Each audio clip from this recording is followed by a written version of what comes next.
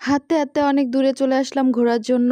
কোথায় এসে পড়লাম ঘুরতে। হাঁটতে হাঁটতে তো অবস্থা শেষ, কারণ এমনিতেই আমি বেশি একটা হাঁটি না, আমার তো প্রচুর পরিমাণ ক্লান্ত লাগতেছিল। কি আর করব, বাসায় থাকতে থাকতে একদমই ভালো লাগছিল না।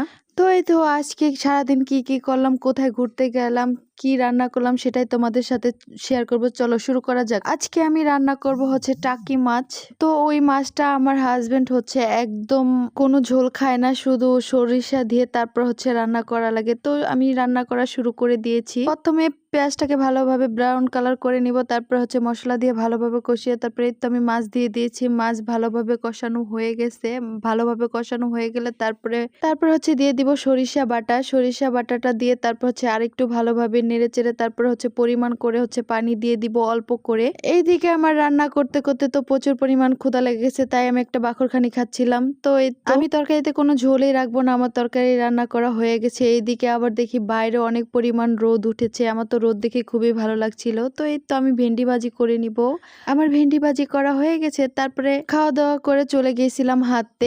এই তো আমরা হাঁটতেছি রাস্তা দিয়ে হাঁটতে খুবই ভালো লাগছিল, কারণ রাস্তার পাশে কোনো মানুষই ছিল না, শুধু আমরাই ছিলাম। আমার ভিডিও করা দেখে তো ননদিনী খুবই লজ্জা পাচ্ছিল, এই জন্য আঁচল দিয়ে মুখটা ঢেকে দিয়েছে। তারপরে এই তো আমি বলতেছিলাম যে আমার প্রচুর পরিমাণ গরম লাগতেছিল, আর আমি তো কখনো হাঁটি না, হঠাৎ করে হাঁটাতেই আমার প্রচুর পরিমাণ গরম লেগে গেছে। আমি কথা বলতে পারতেছিলাম না, এত পরিমাণ ক্লান্ত লাগতেছিল। তারপর হচ্ছে ননদিনী বললো, আসো ভাবি তোমাকে আমি একটু এইভাবে ঘুরলা দিই। আমি বললাম ওকে ঠিক আছে, আমার তো এইভাবে ঘুরতে ভালোই লাগে। কিন্তু ননদিনীর জায়গায় যদি ননদিনীর ভাই থাকতো তাহলে আরো বেশি ভালো লাগতো। তো এই তো আমরা হচ্ছে একটু রাস্তা দিয়ে হাঁটতেছিলাম ব্রিজের উপর দিয়ে।